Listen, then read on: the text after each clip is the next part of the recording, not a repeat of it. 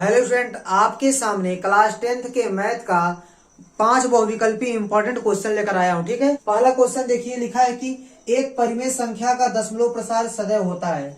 एक परिमेय संख्या जो होगी उसका दशमलव प्रसार कैसा होगा? तो ध्यान दीजिएगा, परिमेय संख्या का दशमलव प्रसार अशांत भी हो सकता है। ठीक है, जैसे परिमेय संख्या का दशमलव प्रसार अशांत भी हो सकता है और शांत भी हो सकता है, दोनों है। अशांत होगा तो आवर्ती होगा, जैसे अशांत और आवर्ती होता है तो वह भी परिमेय संख्या कहलाती है। ठीक है, जैसे मैं आपको बता दूं, ध्यान दीजिए, अगर मान लीजिए 10/3 क्या है? परिमेय संख्या है। अगर इसको आप आगे बढ़ाएंगे तो आएगा 3.333, ये आगे बढ़ता जाएगा। एक ऐसा है अशांत है, तो परिमेय संख्या अशांत है ना। और ध्यान दीजिए, अगर मान लीजिए 5/2 है, 5/2 भी कैसी संख्या है? परिमेय संख्या है। जब इसमें भाग करेंगे 2 दूनी 4, 2 पचे 10, ये हो गया शांत और ये हो गया अशांत। तो जो परिमेय संख्या होती है वो शांत दशमलव के रूप में भी होती है और अशांत दशमलव के रूप में भी होती है। ठीक है, तो लिखा है एक परिमेय संख्या का दशमलव प्रसार सदैव होता है। देखिए, शांत भी होता है और अशांत भी होता है। तो उपरयुक्त दोनों, ठीक है, ये दोनों ऑप्शन क्या होंगे? सही होंगे। तो आपका तीसरा ऑप्शन सही हो जाएगा। क्यों? क्योंकि तीसरा ऑप्शन बोल रहा है कि उपरयुक्त दोनों, मतलब पहला और दूसरा, अशांत और शांत, ये दोनों ही ऑप्शन करेक्ट है। इसलिए तीसरे ऑप्शन पर आप टिक लगाएंगे, क्योंकि तीसरे ऑप्शन में बोला है उपरयुक्त दोनों ऑप्शन। ठीक है, तो समझ आ गया इसका कौन सा आंसर होगा? तीसरा होगा। ठीक है, तो एक क्वेश्चन इस तरह लग जाएगा। अब आते हैं क्वेश्चन नंबर 2 पर। दूसरा क्वेश्चन देखिए क्या लिखा है, एक शून्येतर परिमेय संख्या। शून्येतर परिमेय संख्या का मतलब, शून्येतर का मतलब क्या होता है? नॉन जीरो, मतलब ऐसी परिमेय संख्या जो जीरो नहीं हो। ठीक है, आप जानते हैं जीरो भी परिमेय संख्या होती है, तो जीरो को छोड़ के अगर कोई भी परिमेय संख्या हो, शून्येतर परिमेय संख्या का मतलब क्या होता है? नॉन जीरो परिमेय संख्या। मान लीजिए कि 5 क्या है आपका? एक परिमेय संख्या जो जीरो नहीं है। ठीक है, तो नॉन जीरो परिमेय संख्या और एक अपरिमेय संख्या, आप कर लीजिए 3 ले लीजिए। ठीक है, तो एक परिमेय संख्या और एक अपरिमेय संख्या का गुणनफल देखिए क्या होगा? 5 करड़ी में 3, तो 5 करड़ी में 3 क्या आ गया? अपरिमेय संख्या आ गया। एक शून्येतर परिमेय संख्या और एक अपरिमेय संख्या का जो गुणनफल होगा वो सदैव आपको क्या देगा? एक अपरिमेय संख्या देगा। क्या देगा? एक अपरिमेय संख्या देगा। तो ध्यान दीजिए, आपका ऑप्शन नंबर पहला सही हो जाएगा। इसमें लिखा क्या है? सदैव अपरिमेय संख्या। ठीक है, और ये सब तो गलत हो जाएंगे। ठीक है, तो समझ में आया कि नहीं आया? ठीक है, और ध्यान दीजिए, यदि इसमें शून्येतर नहीं कहता, इस शब्द को क्या करता? हटा देता, केवल क्या बोलता? परिमेय संख्या। तो परिमेय संख्या में जीरो भी आती है, तो जीरो का जब मल्टीप्लाई तुम करोगे करड़ी में 3 में तो क्या आ जाएगा? जीरो। तो अगर शून्येतर नहीं बोलेगा तो अपरिमेय और परिमेय दोनों आ सकता है। ठीक है, तो अगर शून्येतर बोलेगा तो ऑप्शन नंबर ए से हो जाएगा। अगर शून्येतर नहीं बोलेगा, केवल बोलेगा परिमेय और एक अपरिमेय संख्या, तो ध्यान दीजिएगा, परिमेय भी हो सकता है या अपरिमेय हो सकता है, तब ऑप्शन नंबर 3 सही हो जाएगा। लेकिन शून्येतर लिखा रहेगा तो ऑप्शन नंबर 1 वाला ही क्या होगा? आपका सही हो जाएगा। तो समझ में आया? दूसरा क्वेश्चन भी क्या हो गया? कंप्लीट हो गया। देखिए, अब आते हैं क्वेश्चन नंबर 3 पर। क्वेश्चन नंबर 3 में क्या दिया गया है? रेखाओं x बराबर 0 और 2x + 3y बराबर क्या है? 12 है। ठीक है, मतलब 2x + 3y बराबर 12 है। इसका हमको क्या करना है? प्रतिच्छेद बिंदु ज्ञात करना है। तो x बराबर 0 का और इस रेखा का प्रतिच्छेद बिंदु ज्ञात करना है। तो x बराबर 0 मान है, इस मान को इसमें रख दीजिए आप। ठीक है, तो ध्यान दीजिए, x बराबर 0 जब इसमें रखेंगे तो आपको क्या मिलेगा? ध्यान दीजिए, ये लिखा है 2x + 3y बराबर क्या है? 12 है। ठीक है, तो 2x + 3y बराबर 12 दिया गया है। ठीक है, तो x का मान कितना है? 0। x का मान 0 यहाँ पर रखिए, ये हो गया 2 × 0 + 3y बराबर क्या हो गया? 12। ये हो जाएगा 0, तो y बराबर कितना हो जाएगा? 12/3, तो 3 चौको 12। ठीक है, तो x का मान क्या लिए थे? 0, तो x का मान 0 हो गया, y का मान क्या आ गया? 4, तो 0,4 आपका क्या हो जाएगा?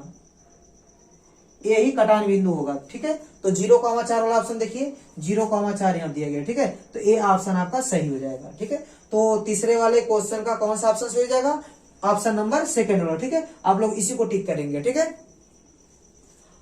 अब ध्यान दीजिए, क्वेश्चन नंबर 4 को देखते हैं। क्वेश्चन नंबर 4 क्या दिया गया? समीकरण 2x + ay बराबर 1 और क्या दिया गया है? 3x - 5y बराबर 7 का कोई भी हल नहीं होगा। ठीक है, कोई भी हल नहीं होगा यदि a का मान होगा। a का मान क्या ले लें हम लोग? मतलब a का मान क्या रख दें कि इन दोनों समीकरण का कोई हल ना हो। तो ध्यान दीजिए, आप दो चर वाला रैखिक समीकरण जो चैप्टर है, ठीक है, दो चर वाला रैखिक समीकरण जो चैप्टर है वहीं से क्वेश्चन दिया गया है। तो ध्यान दीजिएगा, आपके पास दो समीकरण है। एक समीकरण क्या दिया गया है, 2x प्लस ay, आप 1 को इस साइड भेज दीजिए, -1 इक्वल टू 0।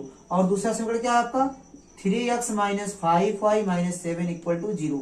तो ध्यान दीजिएगा, ये आपका a1 b1 c1 हो जाएगा, ठीक है। यहां से मिल जाएगा a2 b2 c2। तो ध्यान दीजिएगा, ये a1 b1 c1 है और a2 b2 c2 है।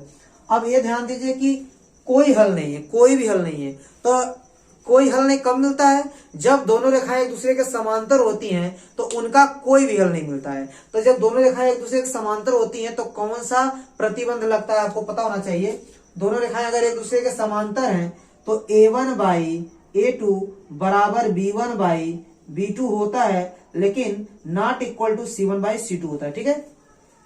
इस कंडीशन में क्या होता है, रैखिक समीकरण युग्म का कोई हल नहीं मिलता है। और यहां हमसे यही पूछ रहा है कि कोई भी हल नहीं होगा। तो देखिए सॉल्व करते हैं। a1 b1 c1 का मान यहां से रखेंगे तो a1 का मान कितना है 2, ठीक है। तो a1 का मान हो गया 2 बटे a2 का मान कितना हो गया 3 बराबर b1 का मान कितना हो गया a बटे b2 का मान कितना हो गया -5, ठीक है। अब ध्यान दीजिएगा, अब आप तिर्यक गुणा कर लेंगे, 1 मिनट। ये हो गया आपका a बटे -5। अब तिर्यक गुणा कर लेंगे। तिर्यक गुणा करने पर आपको क्या मिलेगा, 3 गुणे a हो जाएगा कितना 3a बराबर 5 दूनी 10 मतलब -10, ठीक। तो ध्यान दीजिएगा a का मान कितना मिलेगा, a बराबर -10 हो जाएगा और गुणांक जाएगा बटे में -10 बटे 3। तो a का मान आपको क्या मिल गया -10 बटे 3। तो ध्यान दीजिएगा ए वाला ऑप्शन सही जगह आपका तीसरा ऑप्शन, ठीक है। अब आते हैं क्वेश्चन नंबर 5 पर। देखिए क्वेश्चन नंबर 5 बहुत ही अच्छा क्वेश्चन है, ठीक है।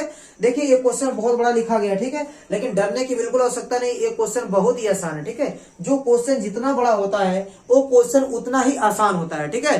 जैसे हम लोग इसको देख के अगर डर जाएंगे तो क्वेश्चन इतना ढेर सारा लिखा गया है, इतना बड़ा क्वेश्चन लिखा गया है, इसको देख के डरने की आवश्यकता नहीं है। ये क्वेश्चन सबसे आसान है। थोड़ा सा ध्यान दीजिए क्या लिखा गया क्वेश्चन में। लिखा गया कि द्विघात समीकरण 2x square minus 4x plus 3 बराबर 0 के बारे में निम्न कथनों पर विचार कीजिए, ठीक है।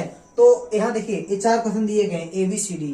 ध्यान दीजिए, आपके पास द्विघात समीकरण क्या दिया गया 2x स्क्वायर माइनस क्या है माइनस है 4x और प्लस कितना है 3 प्लस 3 बराबर 0, ठीक है। अगर आप विविध कर निकाल लेंगे, यदि आप विविध कर निकाल लेते हैं तो आपका सभी समस्या का समाधान हो जाएगा। तो सबसे पहले विविध कर निकालिए। देखिए x स्क्वायर के गुणांक को बोलते हैं a और x गुणांक को बोलते हैं b और अचर पद को बोलते हैं c। विविध कर निकालने में काम आएगा। तो विविध कर क्या होता है d बराबर b स्क्वायर माइनस 4ac, ठीक है। तो आप b का मान रखिए, b का मान कितना है -4, तो b का स्क्वायर माइनस 4, a का मान कितना है 2 और c का मान कितना है 3। तो ध्यान दीजिए कितना आएगा d का मान 4 का स्क्वायर माइनस 4 का स्क्वायर कितना आएगा प्लस 16 माइनस 4 दूनी 8, 8 त्रिके 24, ठीक है। अब 24 में से आप 16 को घटा देंगे तो कितना मिलेगा -8। तो ध्यान दीजिएगा विविधकर का मान कितना आ गया -8 आ गया। तो -8 क्या है 0 से छोटा है। तो ध्यान दीजिएगा इसमें बोल रहा है दिए गए समीकरण का विविधकर 0 से कम है। तो 0 से कम है, ये बात सही है, मतलब ए ऑप्शन सही है। ए वाला कथन क्या बोल रहा है सही बोल रहा है। और दूसरा कथन पढ़िए क्या बोल रहा है, समीकरण के कोई मूल वास्तविक नहीं है। तो जाहिर सी बात है कि अगर डी का मान निगेटिव आ गया, विविधकर का मान निगेटिव आ गया तो मूल कैसे मिलते हैं काल्पनिक, मतलब कोई वास्तविक मूल नहीं मिलने वाला है क्योंकि डी का मान निगेटिव है। तो ये भी बात सही बोल रहा है, समीकरण के कोई मूल वास्तविक नहीं है। तो ये ऑप्शन नंबर बी या कथन बी भी क्या बोल रहा है सही बोल रहा है। तो कथन ए और बी बिल्कुल सही बात बोल रहा है। और ये क्या बोल रहा है सी वाला, समीकरण का विविधकर 0 है। देखिए 0 नहीं है, एक गलत बोल रहा है। क्या बोल रहा है गलत बोल रहा है। अब डी वाले देखिए समीकरण के मूल वास्तविक है। समीकरण के मूल क्या है वास्तविक है, जबकि समीकरण का मूल क्या है वास्तविक नहीं काल्पनिक है। क्यों, क्योंकि डी का मान निगेटिव है। तो ए भी क्या बोल रहा है गलत बोल रहा है। तो कौन कौन सा कथन सही है ए और बी वाला। तो ध्यान दीजिए ऑप्शन नंबर फर्स्ट में क्या लिखा ए और बी सही है। ये सही बोला ना, आपको इसमें से चयन करना है, ठीक है। इन चारों कथन को पढ़ना है तो इसमें बताना है कौन कौन सही है, ठीक है। तो हमको पता चल रहा है कि यहाँ से क्या पता चला, ए और बी वाला ऑप्शन क्या है, सही है। मतलब कथन ए और बी क्या है, सही है। तो पहले ऑप्शन में ये बात लिखी गई है, ए और बी क्या है, सही है। तो पहला ऑप्शन आपका सही हो जाएगा। आप इसको टिक करेंगे, ठीक है, इसमें से पहले वाले को टिक करेंगे।